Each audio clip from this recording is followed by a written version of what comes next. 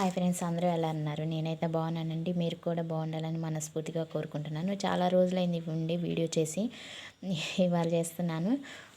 కొన్ని కారణాల వల్ల వీడియో చేయలేకపోయానండి. ఇప్పుడు మనకు వచ్చేసి ప్రజెంట్ ఇష్యూ వచ్చి డిఎస్సి ఫిబ్రవరిలో 2500 పోస్టులతో రిలీజ్ చేస్తూ ఉంటున్నాడండి. కొత్తగా వచ్చేసి ఇంగ్లీషు, నెక్స్ట్ కంప్యూటర్కి వచ్చేసి proficiency test, English proficiency test, computer. అసలు ఇవి ఎందుకండి? ఆల్రెడీ టెట్లో ఉన్నాయి కదండి, మళ్ళీ పెడతా ఉంటున్నారు. ఇందులో పాస్ అయితేనే ఎలిజిబిలిటీ ఉంటుందో మరి సపరేట్ పేపర్ ఇది కౌంట్ చేస్తారో తెలియదండి.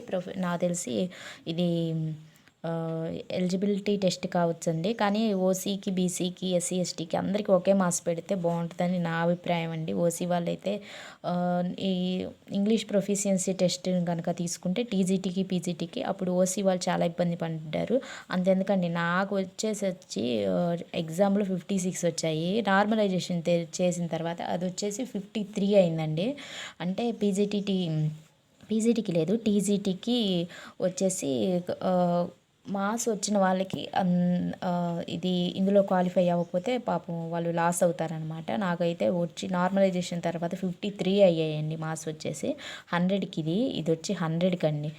EWS, OC, BC, next EWS వచ్చేసి 100కి 60 రావాలండి. 60 మార్క్స్ రావాలండి. ఎస్సీ, ఎస్టీ వాళ్ళకి వచ్చేసి 50 రావాలండి. అయితే ఇంకా అబ్జెక్షన్స్ పెట్టుకోవాలండి మీరు ఏ ప్రొఫిషియన్సీ టెస్ట్. కానీ ఇక్కడ మనకి ఇంగ్లీష్, కంప్యూటర్ ఇచ్చినా కూడా దానికి ఎలిజిబిలిటీ టెస్ట్ అంటే 100 మార్క్స్ పెడతారేమోనండి. దాన్ని అందరికీ ఒకే మార్క్స్ అయితే బాగుంటుందని నా అభిప్రాయం. నెక్స్ట్ ఇంకా మనకి ఇక్కడ వచ్చేసి 45 డేస్ మాత్రమే ఉంటుందండి. ఎప్పుడైతే నోటిఫికేషన్ ఇస్తాడో అక్కడి నుంచి ఖచ్చితంగా 45 డేస్ మాత్రమే టైం ఇస్తాడు. కాబట్టి మనకు ఫిబ్రవరిలో ఒక 5 డేస్, ఫిబ్రవరిలో ఫస్ట్ వీక్లో వేసిన ఆ మంత్ మొత్తం నెక్స్ట్ మార్చి 15 వరకు, అప్పటి నుంచి ఇంకా మార్చి 15 లేకపోతే మార్చి ఎండింగ్ కల్లా ఎగ్జామ్స్ అనేవి స్టార్ట్ అవ్వచ్చు అని నా అభిప్రాయం అండి.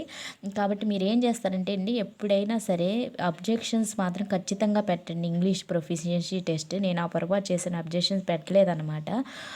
ఇంగ్లీష్ ఇప్పుడు ఇంగ్లీష్, కంప్యూటర్ అన్నాడు కాబట్టి దానికి కూడా అబ్జెక్షన్స్ అనేవి పెట్టుకోండి. అది చాలా ఉపయోగం. ఇన్ని పేపర్స్ పెట్టడం వల్ల అసలు కొంతమంది లాస్ అవుతున్నారు, కొంతమంది లాభం పొందుతున్నారని చెప్పొచ్చండి. అందులో అయితే డౌట్ లేదు. నెక్స్ట్ 19th ఇవ్వాల్సినటువంటి 19th ఇవ్వాలనుకున్నారు టెట్ రిజల్ట్స్ వచ్చేసి.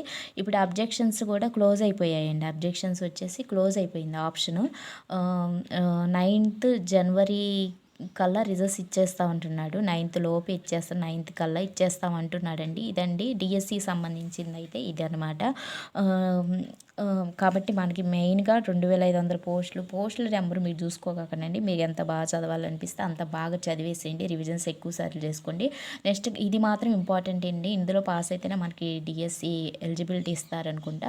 నెక్స్ట్ 45 డేస్ కంపల్సరీ ఉంటుంది నోటిఫికేషన్ నుంచి. నెక్స్ట్ ప్రొఫిషియన్సీ అప్పుడు మీరు అబ్జెక్షన్స్ పెట్టండి. కంప్యూటర్ ఇంగ్లీష్ ఎగ్జామ్ అప్పుడు నాలా మీరు పొరపాటు చేయొద్దు, అబ్జెక్షన్స్ ఖచ్చితంగా పెట్టండి. నెక్స్ట్ 9th టెట్ రిజల్ట్స్ అనేవి ఇస్తారండి. ఇదండి కాబట్టి ఇంగ్లీషుకి, కంప్యూటర్కి మీరు కంపల్సరీ ప్రిపేర్ అవ్వండి. మొన్న టెట్లో వచ్చేసి కట్కి షార్ట్ కట్ కీస్ అడిగాడండి. అలాంటివి బేసిక్స్ నాలెడ్జ్ నుంచి కూడా నేర్చుకుంటే ఉపయోగం అని నాకు అనిపిస్తుంది. ఇదండి ఈరోజు వీడియో. నా వీడియో మీకు నచ్చితే తప్పకుండా ఒక లైక్ మాత్రం చేయండి. అదేవిధంగా షేర్ చేయండి. సబ్స్క్రైబ్ చేయడం మాత్రం మర్చిపోవద్దండి. థ్యాంక్ యూ అండి. Thank you very much.